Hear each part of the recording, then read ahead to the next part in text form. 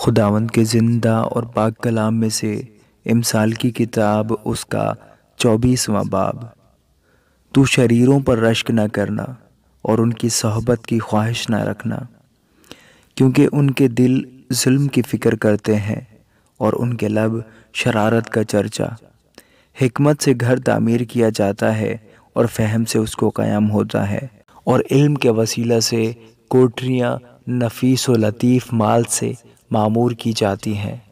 دانا آدمی زور آور ہے، بلکہ صاحب علم کا زور بڑھتا رہتا ہے، کیونکہ تو نیک صلاح لے کر جنگ کر سکتا ہے اور صلاح کاروں کی کثرت میں سلامتی ہے۔ حکمت احمق کے لیے بہت بلند ہے، وہ پھاٹک پر منہ نہیں کھول سکتا۔ جو بدی کے منصوبے باندھتا ہے فتنہ انگیز کہلائے گا۔ حماقت کا منصوبہ بھی گناہ ہے اور ٹھٹھا کرنے والے سے لوگوں کو نفرت ہے۔ اگر تو مصیبت کے دن بے دل ہو جائے تو تیری طاقت بہت کم ہے۔ جو قتل کے لیے گھسیٹے جاتے ہیں ان کو چھڑا، جو مارے جانے کو ہیں ان کو حوالہ نہ کر۔ اگر تو کہے دیکھو ہم کو یہ معلوم نہ تھا، تو کیا دلوں کو جانچنے والا یہ نہیں سمجھتا؟ اور کیا تیری جان کا نگہبان یہ نہیں جانتا؟ اور کیا وہ ہر شخص کو اس کے کام کے مطابق اجر نہ دے گا؟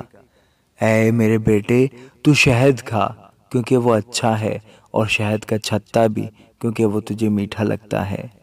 حکمت بھی تیری جان کے لیے ایسی ہی ہوگی، اگر وہ تجھے مل جائے تو تیرے لیے اجر ہوگا اور تیری آس نہیں ٹوٹے گی۔ اے شریر، تو صادق کے گھر کی گھات میں نہ بیٹھنا، اس کی آرام گاہ کو غارت نہ کرنا، کیونکہ صادق 7 بار گرتا ہے اور پھر اٹھ کھڑا ہوتا ہے، لیکن شریر بلا میں گر کر پڑا ہی رہتا ہے۔ جب تیرا دشمن گر پڑے تو خوشی نہ کرنا، اور جب وہ پچھاڑ کھائے تو دل شاد نہ ہونا۔ مبادا خداوند اسے دیکھ کر ناراض ہو اور اپنا قہر اس پر سے اٹھا لے۔ تو بد کرداروں کے سبب سے بیزار نہ ہو اور شریروں پر رشک نہ کر، کیونکہ بد کردار کے لیے کچھ اجر نہیں، شریروں کا چراغ بجھا دیا جائے گا۔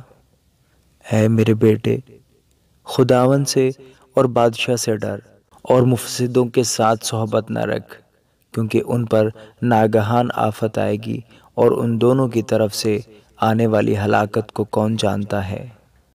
یہ بھی داناؤں کے اقوال ہیں، عدالت میں طرفداری کرنا اچھا نہیں۔ جو شریر سے کہتا ہے تو صادق ہے، لوگ اس پر لعنت کریں گے اور امتیں اس سے نفرت رکھیں گی، لیکن جو اس کو ڈانٹتے ہیں خوش ہوں گے اور ان کو بڑی برکت ملے گی۔ جو حق بات کہتا ہے لبوں پر بوسہ دے گا۔ اپنا کام باہر تیار کر، اسے اپنے لیے کھیت میں درست کر لے، اور اس کے بعد اپنا گھر بنا۔ بے سبب اپنے ہمسائے کے خلاف گواہی نہ دینا، اور اپنے لبوں سے فریب نہ دینا۔ یوں نہ کہہ میں اس سے ویسا ہی کروں گا جیسا اس نے مجھ سے کیا، میں اس آدمی سے اس کے کام کے مطابق سلوک کروں گا۔ میں کاہل کے کھیت کے اور بے عقل کے داغستان کے پاس سے گزرا، اور دیکھو وہ سب کا سب کانٹوں سے بھرا تھا اور بچھو بوٹی سے ڈھکا تھا، اور اس کی سنگین دیوار گرائی گئی۔ تب میں نے دیکھا اور اس پر خوب غور کیا، ہاں میں نے اس پر نگاہ کی اور عبرت پائی۔ تھوڑی سی نیند، ایک اور جھپکی، ذرا پڑے رہنے کو ہاتھ پر ہاتھ۔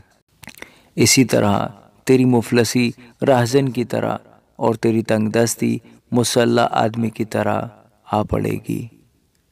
آمین۔